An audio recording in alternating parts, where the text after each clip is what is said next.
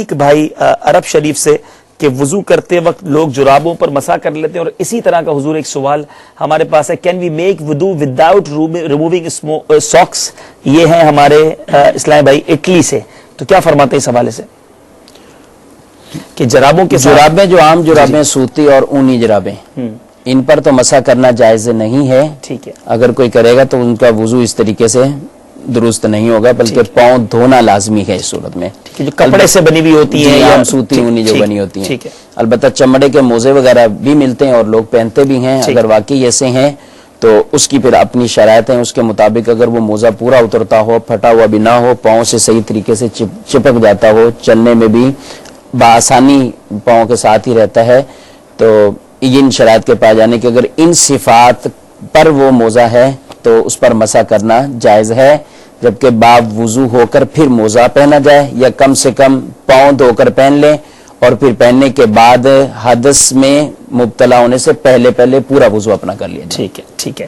تھوڑا سا حضور اس کو دوبارہ آپ کو ڈیفائن کرنا ہوگا. ایک بات تو ہمیں پتہ چل گئی کہ فیبریکیٹ یعنی فیبرک کے جو موزے ہیں، چاہے وہ کاٹن کے ہیں یا بلینڈڈ کے ہیں، کپڑے کے جو موزے ہوتے ہیں نارملی جو ہم شوز کے ساتھ پہنتے ہیں، اس میں تو مسح ہو ہی نہیں سکتا. اب لیدر ساکس میں مسح ہوگا، چمڑے کے موزے میں مسح ہوگا. دوبارہ میں عرض کروں گا حضرت سے کہ ہمیں ڈیفائن کریں کہ کیا کیا شرائط ہے. تھوڑا غور سے ہم سن لیتے تاکہ ہم چونکہ سیکھنے کے لیے جمع ہوئے تو ہم سب کو انشاءاللہ کوشش کریں گے کہ اس کو یاد کریں. حضور اس کو بتا دیں کہ چمڑے کا موزہ کیسا ہو اور پھر اس کا طریقہ کیا ہوگا مسح کا. موزہ ایسا ہے کہ اس سے اتنا ہو کہ ٹخنے چھپ جائیں. ٹھیک ہے، ٹخنے چھپ جائیں.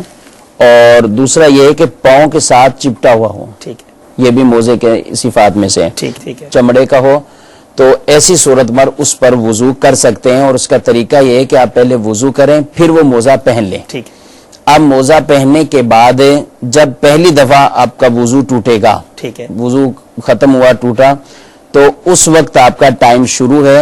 مقیم یعنی جو مسافر نہیں ہے، عام جو ہم بھی اس وقت مقیم ہیں اپنے گھروں پر، اس طرح یہ کہیں بھی حالت اقامت میں جو بھی ہے، تو وہ 24 گھنٹے ایک دن اور رات اس طرح موزے پر مسح کرتے ہوئے وہ چلا سکتے ہیں. ٹھیک ہے. جب وضو کرنا ہو تو باقی آزاد ہو لے اور موزے پر مسح دیں اور اس پر ہاتھ گیلا. موزے پر مسح کہاں، اوپر سے ہوگا نیچے سے ہوگا؟ اوپر سے ہوگا. اچھا، اوپر سے ہوگا. ٹھیک ہے، جہاں پنجہ اس کے اوپر ہو جائے. ٹھیک ہے.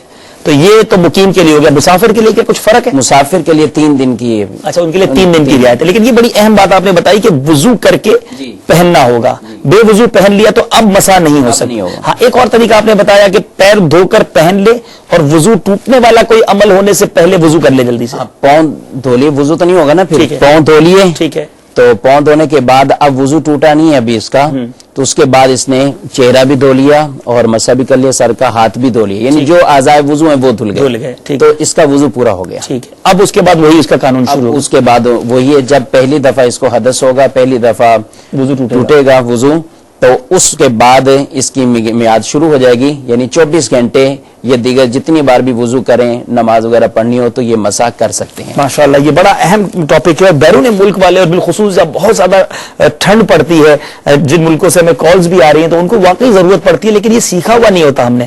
تو جس کو دیکھو اپنی مرضی سے مسح کر رہا ہوتا ہے، لیکن آج ہمیں یہ اصول پتہ چلا. امید کرتا ہوں کہ بندی چل کے ناظرین نے غور سے سنا ہوگا اور اس پر انشاءاللہ امید ہے کہ عمل بھی کریں.